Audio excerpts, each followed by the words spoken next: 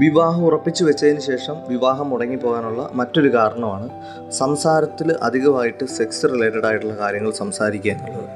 ഇപ്പം യുവാക്കളായിട്ടുള്ള അല്ലെങ്കിൽ യുവതികളായിട്ടുള്ള ആളുകളുടെ സ്വാഭാവികമായിട്ടും അവർക്ക് സെക്സ് എന്ന് പറയുന്ന ഒരു കാര്യം അവരുടെ ചിന്തയിൽ വരിക എന്നുള്ളത് വളരെ സ്വാഭാവികമാണ്.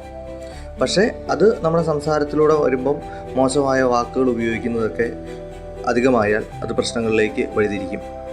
ഇപ്പം പരിചയം കൂടുമ്പോൾ അല്ലെങ്കിൽ അടുപ്പം വർദ്ധിക്കുമ്പോൾ സംസാരം കൂടുതൽ നമ്മൾ വിശാലമായി പോകും. പ്രത്യേകിച്ചും രാത്രിയിലുള്ള ഫോൺ വിളികൾ, അത് കാട് കയറുമ്പോൾ സംഭാഷണം സ്വാഭാവികമായിട്ടും സെക്സ് റിലേറ്റഡ് ആയിട്ടുള്ള താല്പര്യങ്ങളിലേക്ക് വഴുതി പോകാനിടയുണ്ട്.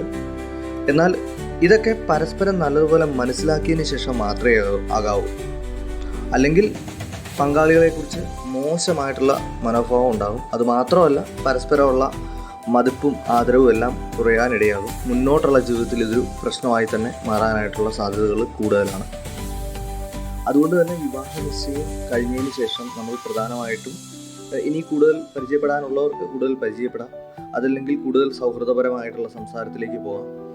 കൂടുതൽ സ്നേഹം ഊഷ്മളമായ സംസാരത്തിലേക്ക് പോകുന്നതിൽ കുഴപ്പമില്ല.